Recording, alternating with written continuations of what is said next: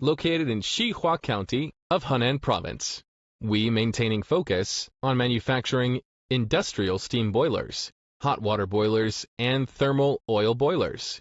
We are one of the enterprises which firstly obtained boiler manufacturing license in China. We have A-class license for boiler manufacturing and D-class pressure vessel license and certifications for boiler installation, commissioning, and maintenance. We are a high-tech enterprise integrating R&D, manufacturing, sales, and service.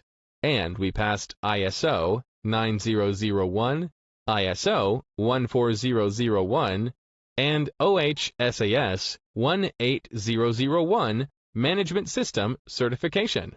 Our company has been focusing on researching and production safety, energy saving, and environmentally friendly products.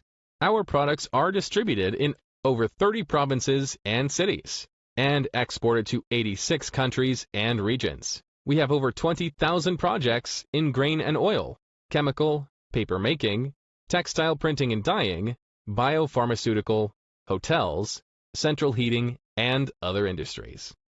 Yuanda Boiler has been committed to improving efficiency and safety of boilers to provide safe, energy-saving, and environmentally friendly products.